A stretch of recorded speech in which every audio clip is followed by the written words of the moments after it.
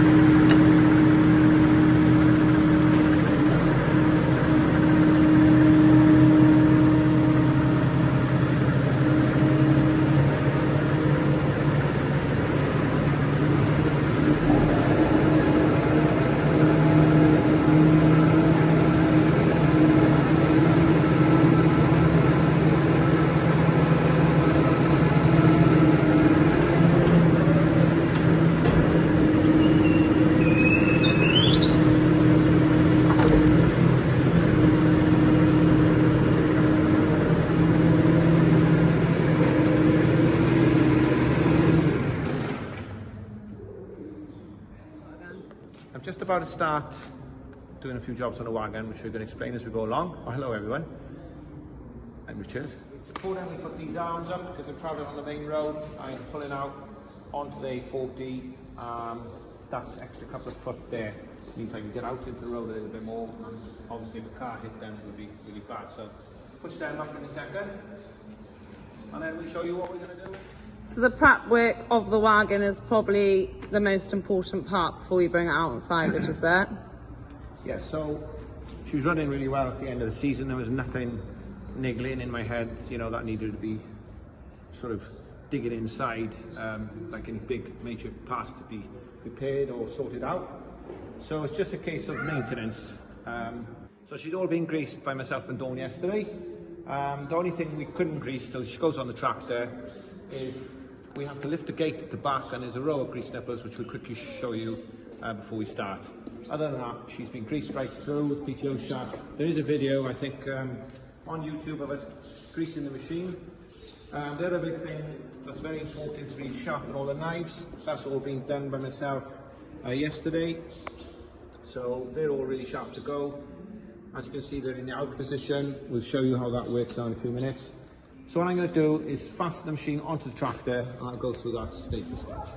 Yeah, so the sharpening of the blades is 100%. We've done that as a YouTube video. So if you're interested to see more detail on how he sharpens all of those blades, just go back on our previous silage videos and you'll find it there. I should point out, there's sharpening the blades like on a YouTube video where I take every blade out and really sharpen them properly. This year they were looking really good. There was none to replace, so I can bring this chamber out into position and just sharpen them in situ, which is what I did this year, which literally takes 5 minutes. Oh, so you don't have to take each one out, you can just do them in there. Generally, some years I might replace 8 or so blades and take all some old ones out, put some new ones in, and sharpen them all out on a block like that, so I can give them a really good sharpening. But to be fair, I can give them really good sharpening in there as well, so it saves probably an hour. Do is look at my knife, my very important knife. It's got the same little pouch. Yeah, same pouch as the old one. So what I do is just flick this up here, take that out. I know that sounds really feeble, but actually trying to do that with your hand is a nightmare. What I'm going to do is raise the arm up a little bit. So all I have to do is take this pin out. I say all I have to do. It usually comes out easier than that. Lift it up there like that. I'm going to push the pin back in the bottom. So you may see the difference. Go ahead, come ahead. That goes back in, pin goes back in. She is now up a lot higher than that arm, as you can see. So when I'm working with the machine, I haven't put this on yet, but this is going over the top. The hydraulic arm is over the top of the PTO shaft, so it's very important. It has happened where this hook can catch the PTO shaft and you cause serious damage. Oh, so you're lifting the arms just so that they go over the PTO, to protect the PTO shaft then? That's it. So see how quickly that is. The only thing is, when I put the mowers back on, I have to drop them back, but it doesn't take long. So I'll do the other side. So get my knife, just push it in there, and up. Simples. Back in its pouch now, because I don't think I need it again. Like that. Tick it in. That's on there. That comes out. And just a case of fiddling the arm a bit.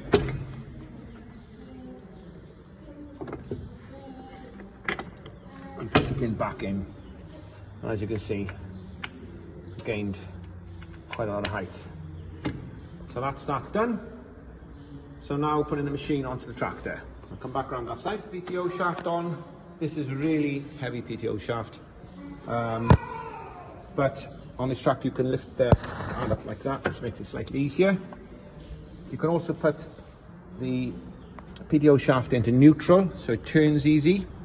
So that makes everything easy about putting it on. So it's a case of lifting this, putting that down and putting it on. I probably won't talk too much when I'm doing it. She's on properly. Got to make sure she latches. There's a proper clip there, so she's on properly. Okay. The guard back down, and everything is safe and tidy. So that's the drive from the tractor to the machine, which makes everything work. Now we're going to collect all these pipes. They all have various jobs, and I'll explain them quickly as I put them on. Machine, to be fair, it has a proper place to put all the pipes and electrical fittings up there for storage when you're not using it. These two wires are for the cameras. There's two cameras on this machine, which helps you see the grass and see what you're doing. So I'll take these two big ones first. This is the oil that drives everything on the machine. So it's a continuous flow. This one is a male fit-in, and that goes in the top there. This video is not going to be a quick one because actually putting the machine on isn't a 2-second job. All right, that one's in. Now I've got the female, which goes in there, into the male the other side. Same process, pull that back, and push it in hard, and in she goes. So that's the oil supply to the machine, which makes everything work, makes the floor move, lifts the pickup reel up and down, and so on. Now there's a little pipe. Is that pipe relying on the oil in the tractor to run it, or? So what it's doing is pumping the oil around and into the machine, and then the machine will use it as it needs to when you press the switches in the cab. Okay. This is the brakes. The oil as well. Again, they go here, wipe the end clean and tidy. There you go. It's on. On. I don't think I'm as strong as I used to be, if I'm honest. Right, well, you're the big 6-0 now. Yeah. I'll just tell everyone. It's fine, tell them. I've got a body of a 25-year-old. Except I got a hell of a lot of aches on it. Right, so this is quite an important bit of kit here. This is the electrical controls everything on the machine. So it's one plug, goes into that box there, and you just line it up properly. And you can feel a catch, you turn that right round and you can feel it pulling in. That is now secure, and that is the connection that controls that control unit there. Will now control everything on the wagon. My lights, very, very important part of this job, because I'm on the A40 all the time. I'm on a lot of roads, so it's important I've got indicators, lights in case we work in the slightly dark conditions. Now this is quite an important little thing. This is an oil pipe, and this is the oil control. It's power beyond, it's called. It goes in there and it controls what them two do. So it's a bit beyond my sort of knowledge of mechanicking and engineering, but it's power beyond. These two are the supply of oil that turns and makes everything work. That controls what they do, along with that electrical setup there back to the control unit. Okay, we won't get too technical, but that's basically what they are. Piece of string which has been on a couple of years. I tie all the pipe work and everything up there like that. So they're just out of the way, not dangling around by the arms, they can't get caught in the PTO shaft, everything's out of the way as best as you can. So lastly, or firstly, as long as the machine is attached to the tractor safely and everything is right, then you just lift the stand. Okay, which is quite simple. Let's pull that pin out, right up and round. She's up out the way. So she's now attached to the tractor. Hopefully everything is going to work. Fingers crossed.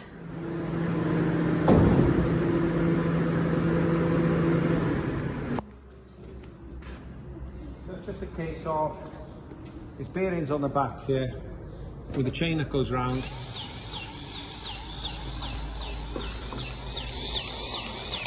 There we go. You can't do them with a door down.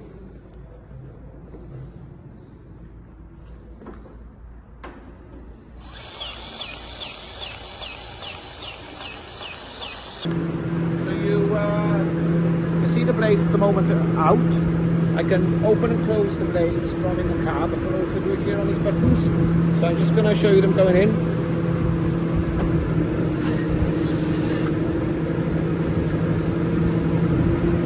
So that is now locked into position for chopping the grass.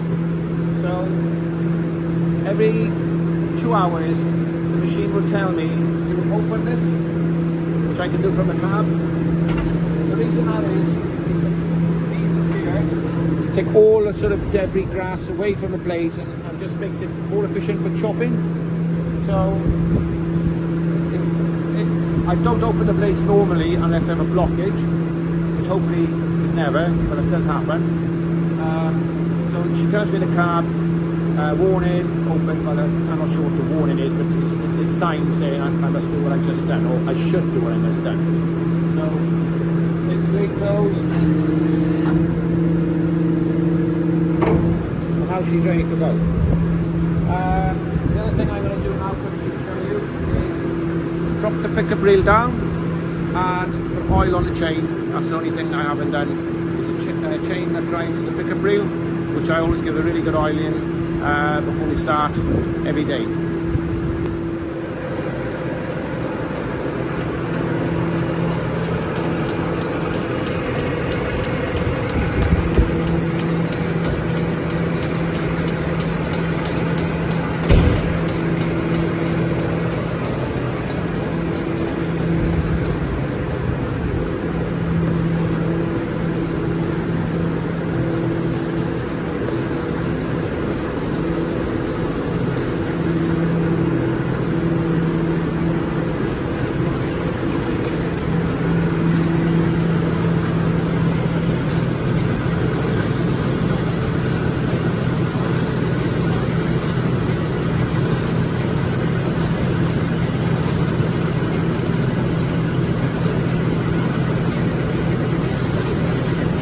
My father always said to me, oil is a marvellous thing. So I've quoted that all my life, and hopefully I'll carry on quoting it for a bit longer. And that's all it needs. Do that every morning. We've just got back to the field, so at the minute the wagon is empty, so he's just going to start filling it now. So as you can see, it's just picking up the bows. As we briefly showed on Mum Raking, so she's raked it into the bows. So then our dad in the wagon can come and pick up. Yeah, so it's a really heavy crop in here. This is seed. We reseeded in August of last year. We didn't put any sheep or nothing on it. There was no real need, but it's a silage lay, so it's really productive. Really thick crop, really lovely quality considering it's the 1st of May tomorrow. We mowed it the day before yesterday, and it's dried out really well. We didn't tear it out. It was borderline, perhaps we should have done this one, and the top is drying out nicely now. Got to be really careful with heavy crops like this. This field here is particularly a bank on the bottom in one part, so I got to be very careful because I can go down but not get back up with a full load, so I'll be careful how I load it. There's a lot of weight in this wagon when she's getting full, and a lot of pressure on the tractor and myself. So it's a case of just gauging your speed, and I'm loading manually. So basically driving a wagon, it's put the pickup reel down, which you can see picking the grass up behind me.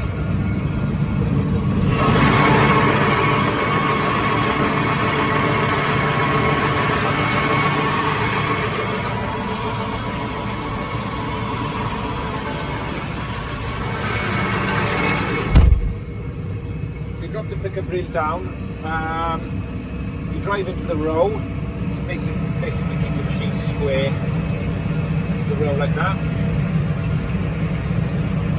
and you gauge your speed that the tractor can cope with. You're, you know, working harder there now, so drop it down to number 9 on the speed, and then I just keep my eye on the sound of the tractor. I keep my eye on these 2 buttons on the screen, because the top one, if the light comes on, it means it's lifting the door. If the bottom one comes on, it means it's pressure on the pressure plate where the grass is going inside. So when they come on, I know it's giving me an idea that I need to move the floor. Sometimes I'll go by the tractor. If the tractor's really struggling, the light's coming on here now, I can push it a bit harder, but then I just go to this button here, press it, and that pushes the floor back. So that silage now has been moved backwards. Giving more room at the front of the wagon, and I could put more grass in. If you look at the top of the wagon, you may be able to see grass is just sticking up. If I just press the button, just see it going back.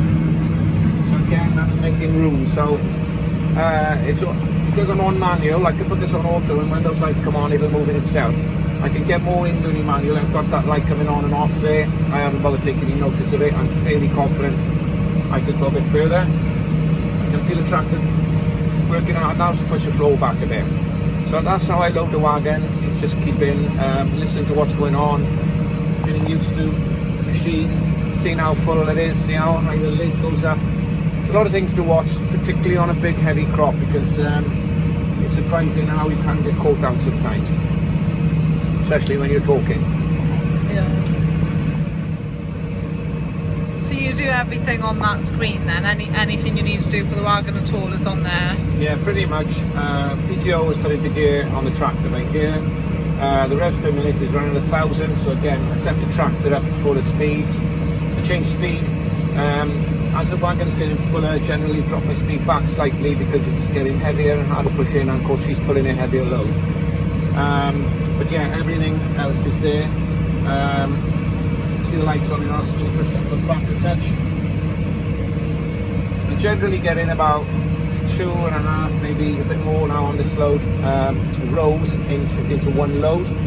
I'm carrying about 1.5 acres and a bit more roughly on this heavy crop. Maybe I might be close to 2. I can't really tell so I finish the field, but it'll probably be more like 1.5 acres. Most crops normally first cuts would be around 2 acres of grass into a load. So this field, for instance, is 13 acre. That would be sort of 6-7 loads. It'll be a bit more than that for sure with this heavy crop. And the heavier the crop, the longer it takes me then, obviously, because I have to make more trips. When we got a lot of grass down, we've got 70 acres down now, I can cope with that quite comfortably. I didn't start really yesterday afternoon, about 3 o'clock. I picked up 24 acre field by 8 o'clock, and that was a really heavy crop of ryegrass. So, you know, in a day I can certainly pick up 50, 60 acres as long as I'm not travelling too far. It's about 2 miles of these fields travelling, so that's what kills the job really. If the weather's really catchy and I've got over 100 acre down, 150 acre maybe, I would try and get another wagon in to help. That works really well, as long as I can get one, because you'll find that everybody is busy when the weather's good, especially a little bit later on into the season. Sometimes it gets hard to get someone else to help, so you have to just perhaps mow a bit less and accept you're not going to perhaps do it all in one hit, but you know, that's the joys of farming. Yeah. The F has come on there now, and it does stand for full, nothing else. So that's telling me I'm full, and as you can tell the tractor, she's starting to really grow. So I'm going to stop there, because if you keep going, you're going to jam something up. And if you jam something up, you're going to possibly break something on the machine, but you're going to set the slip clutch off. You could jam up the pickup reel and cause yourself hours of work for no need. So next job is to pull out of the row, pick up the pickup reel, which I press that, and that's gone off the floor. Put the body of the machine up. If I drop the pickup reel down, I put the pickup reel up, you can see. So what I've done there now is the front of the machine is high up off the floor, so I can go over rutty ground or gateways. I've got no worry about the pickup reel catching the ground. Everything's, you know, certainly about 14 inches to maybe 18 inches off the ground, so it's good clearance and safe to bring the load in. That's about it. All I got to do now is drive back to the farm, empty the load and come back again. Nice. So obviously you've chosen to use a wagon. Do you want to explain, because obviously there are different things you can use to bring silage in, isn't there? Yeah, there's the most popular would be a self-propelled forage harvester. There are also trail forage harvesters which go behind tractors. That's what we always did.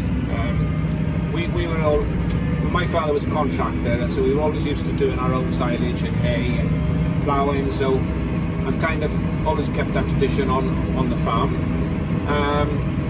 Prior to doing it this system, we used to have a tractor, a forage harvester, 2, maybe 3 trailers, and quite a lot of work staff to help you, because you needed at least 1 or 2 people on the trailers, somebody on the harvester and somebody on the buck rake, and that's without mowing, tedding, raking.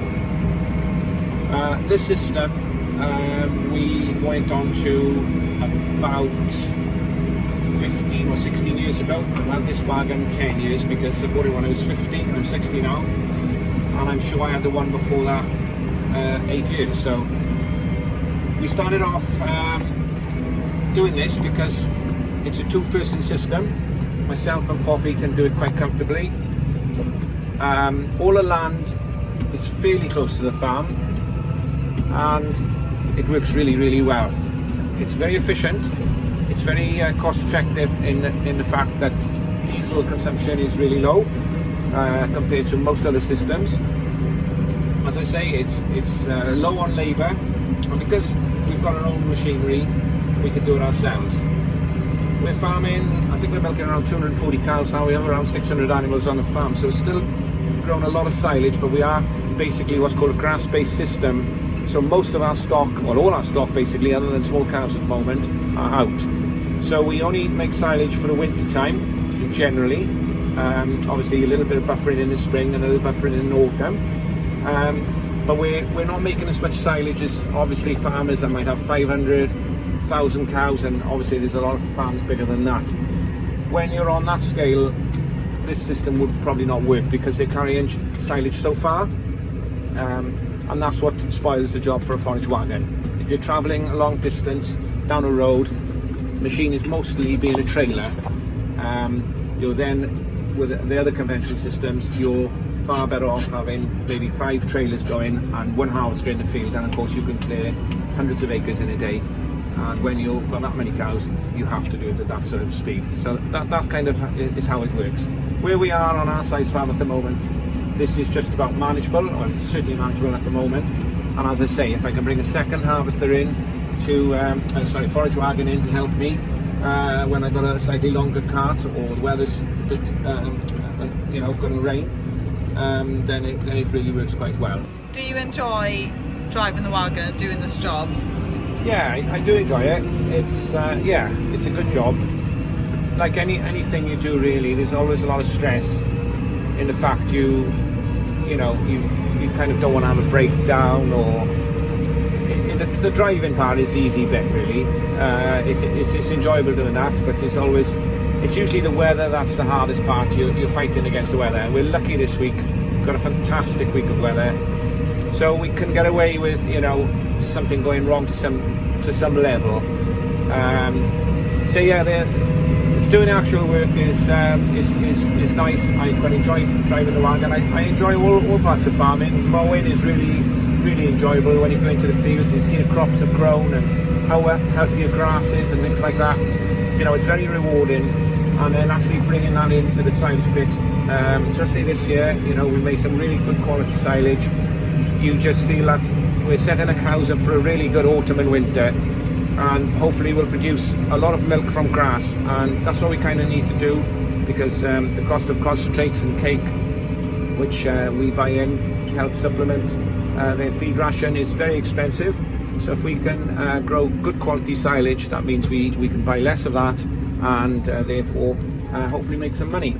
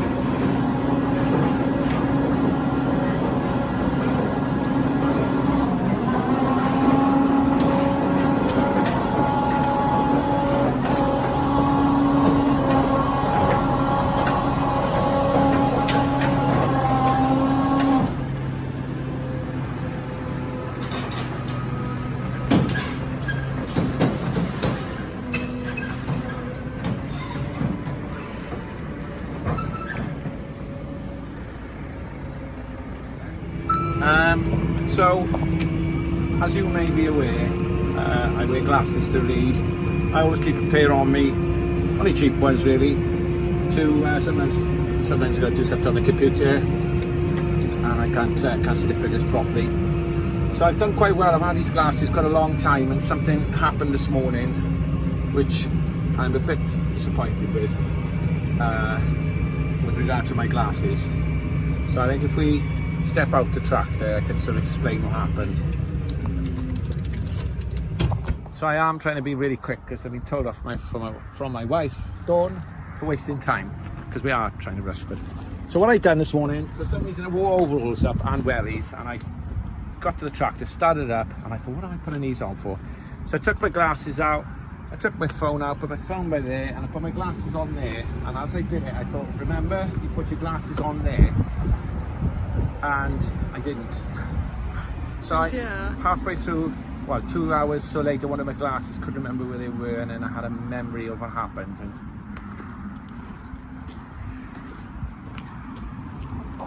oh gosh.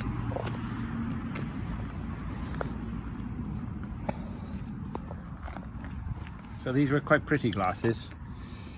They actually were Dawn's. I was gonna say. So, what I'm trying to say really is, when you're on a silage, things don't always go right. I think the lesson there is just to not put your belongings on wheels or roofs. You know, I don't know why I did it, because I knew I was going to kind of do it. We finished the silage last night. I didn't get to cleaning the wagon out, so what I tend to do is just get all the loose grass off everywhere, push the blades in and out, get all the muck off them. I'll do that a couple of times, and then I'll just get my hands in there, stop the tractor of course, clean everything out around there. I've dropped the ladder down, opened the door. It's got a safety pressure switch on it, so when you take the ladder down, it means that nobody can get in the tractor and start up the floor when you're inside. So it's a good safety mechanism. The reason I get in here is this little lump of grass in the front. It's not that little actually. I need to pull that up, throw that back onto the floor, and the floor will then push it out. So always do that, keep it clean, and then when we come to working on it, greasing it up and everything is all clean and tidy, and of course it'll be less rust and things like that. So even though we will be using it probably next week, looking at the weather forecast, I still like to get everything cleaned out tidy. It only takes about 5-10 minutes. So as you can see, you can now see the rotors. So got all the grass out, well, most of it. Big lump there. Now put the floor to go and push it all out the back. Watching. I have very much just come in at the start and the end, but like, I don't want you to miss me too much. Yeah, thank you to our dad for doing that for us. Yeah, I hope everyone enjoyed, and we'll see you next week, probably for more silage related videos, but we'll see. Hope you enjoyed. See you next week. Bye. Bye.